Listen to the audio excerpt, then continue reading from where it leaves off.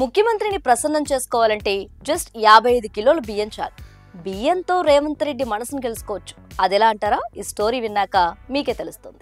Telangana CM Revanth Reddy birthday అని fisheries corporation chairman మెట్టు సాయి కుమార్ ఓ special surprise ఇచ్చాడు.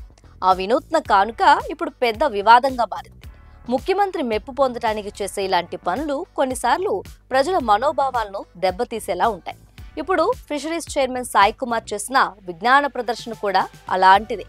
అభిమాన నాయకుల పుట్టినరోజంటే ఎవరైనా కాస్త వెరైటీగా గాల్లో పతంగులతోనో బాణసంచులతోనో హెలికాప్టర్తో పూల వర్షాలు కురిపించి ఇలా వినూత్నంగా విషెస్ చెప్తూ ఉంటారు.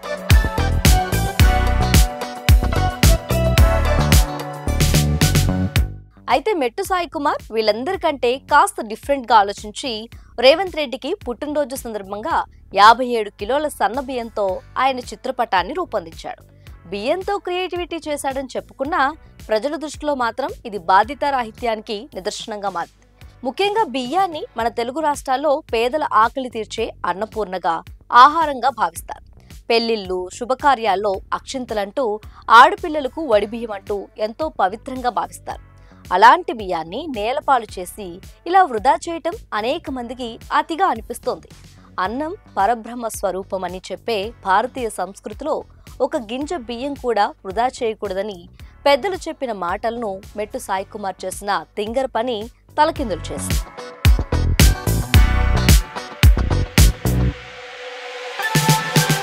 పల్లెల్లోని ఒక మెతుకు కింద పడినా దానిని కళ్ళకద్దుకొని తినే సంస్కృతి మనది. అలాంటిది సీఎం దృష్టిలో పడేందుకు సాయి కుమార్ బియ్యంతో చేసిన ఈ నాయకుడి బొమ్మ రాజకీయంగా అతను ఎదగటానికి ఓ అవకాశం కావచ్చేమో కానీ ఆహారానికి ఇచ్చే కృతజ్ఞత అయితే కాదని అంటున్నారు ఈ వీడియో చూసిన జనాలు.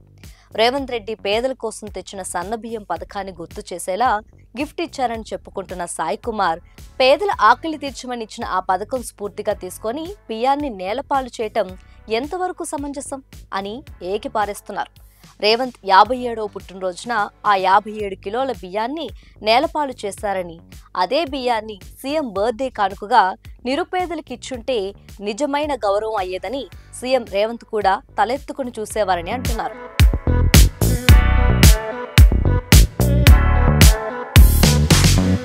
ఇలా నాయకుల పేరుతో చేసే ఆర్భాటం కంటే తమ చెమటిని ధారపోసి అందరి కడుపులు నింపుతున్న రైతు కష్టానికి విలువిస్తే బాగుండేదంటున్నారు. బర్త్డే వేడుకలంటే బియ్యాన్ని నేలపాలు చేయాలా? అభిమాన నాయకుడు ఎంత వయసుంటే అన్ని కిలోల బియ్యాన్ని మేడలపై, మిద్దెలపై పరచాలా? పేదల కడుపు నింపే ఆహారం అభిమాన నాయకుల చిత్రపటాలకు ఒక వస్తువుగా మారిందా? ఇదెక్కడ సంస్కృతి? ప్రజాప్రతినిధులు అని చెప్పుకునే చలామణయ్యే నాయకులు సామాజిక బాధ్యత ఇదేనా అంటూ మెట్టు సాయి కుమార్ని విమర్శిస్తున్నారు జనాలు.